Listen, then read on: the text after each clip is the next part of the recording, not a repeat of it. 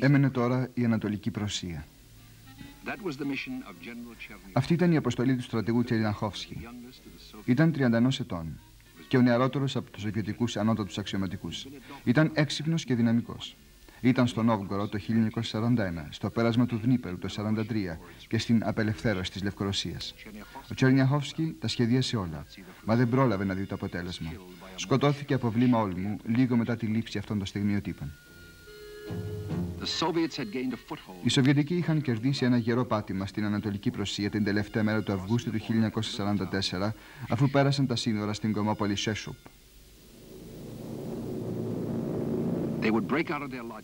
Θα έκαναν την επίθεσή τους από αυτό το ορμητήριο, αφού πρώτα η κόκκινη αεροπορία είχε προετοιμάσει το έδαφος.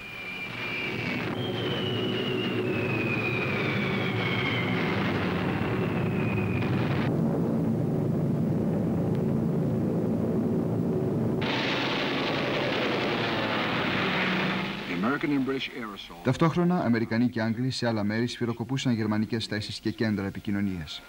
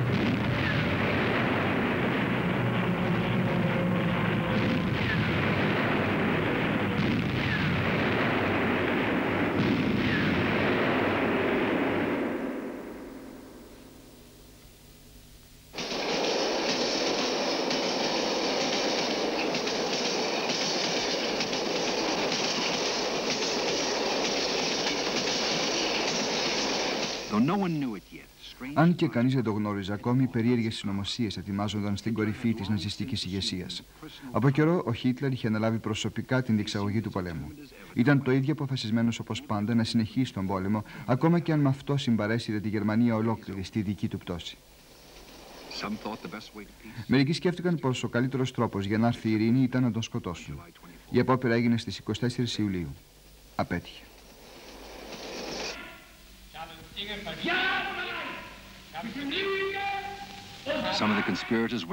Μερικοί από τους συνωμότες εκτελέστηκαν επί τόπου. Άλλοι αυτοκτόνησαν. Όσοι έζησαν δικάστηκαν σαν προδότες από έναν πουλημένο και κοινικό δικαστή. Όλοι ταπεινώθηκαν, όλοι καταδικάστηκαν σε θάνατο.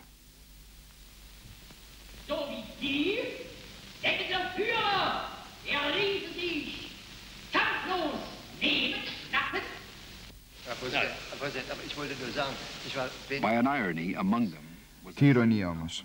Ανάμεσά τους ήταν και ο κόμις Φον Σούλενμπεργκ, που είχε επιδώσει στον Μόλοτοφ την κήρυξη πολέμου της Γερμανίας κατά της Σοβιετικής Ένωσης.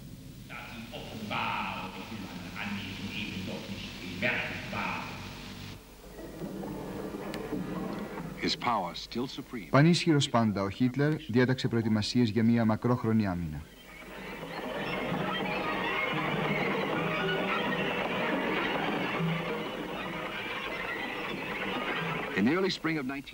Στην αρχή της Άνοιξης του 1945, ο Κόκκινος Στρατός άρχισε να καθαρίζει από ναζί την Ανατολική Πρωσία, ιστορική γενέτειρα του γερμανικού μιλιταρισμού.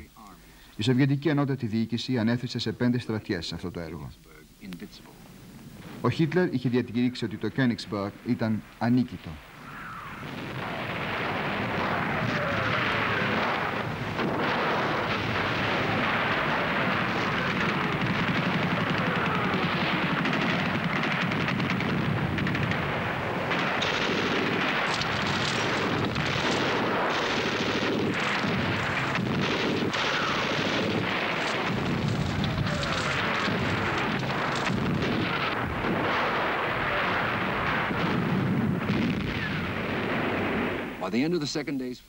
Στο τέλος της δεύτερης μέρας, οι Σοβιετικοί είχαν κυριεύσει 130 οικοδομικά τετράγωνα και 3 οχυρά.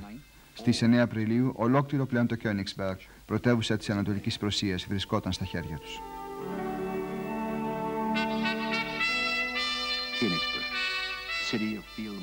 Το Königsberg, πόλη του στρατάρχη Hindenburg, ψυχή του προσικού στρατιωτικού ιδανικού.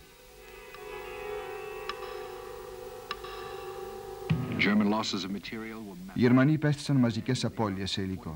Από άντρες είχαν 42.000 νεκρούς.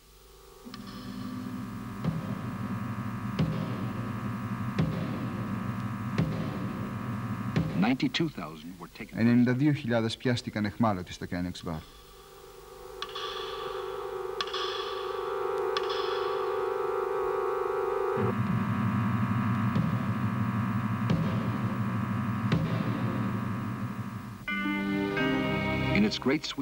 Σε αυτή τη γιγαντιαία προέλαση προς τις ΜΑΣ που είχε αρχίσει το 1944, η Σοβιετική Ένωση είχε υποτάξει έναν από τους ισχυρότερους στρατούς που είχε δει ως τότε ο κόσμος.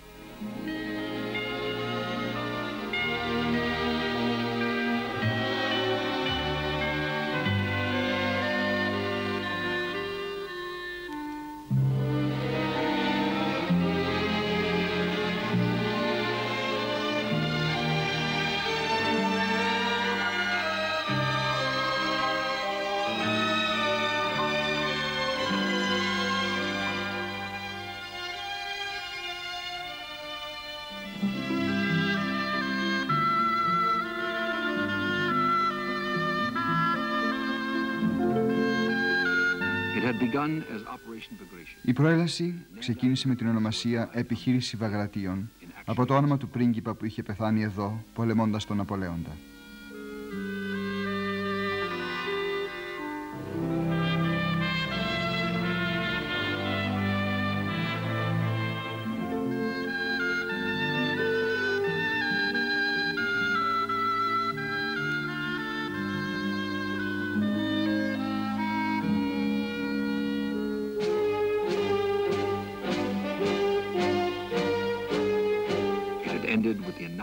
Η επιχείρηση Βαγρατίων τελείωσε με τον αφανισμό του κεντρικού σώματος του γερμανικού στρατού και την επιστροφή της ελευθερίας και της αξιοπρέπειας στη λαϊκή δημοκρατία της Λευκορωσίας.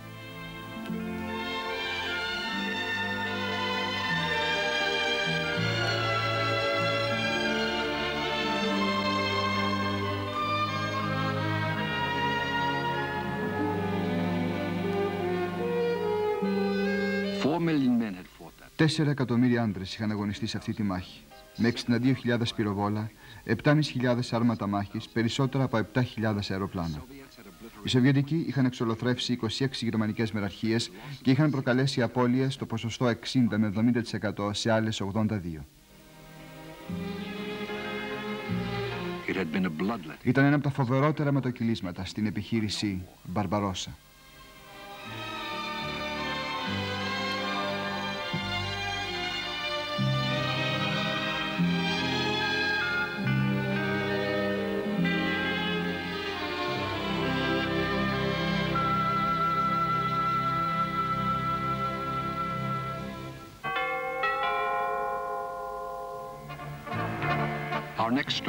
Στο επόμενο επεισόδιο, από τη Βαλτική στη Βιέννη.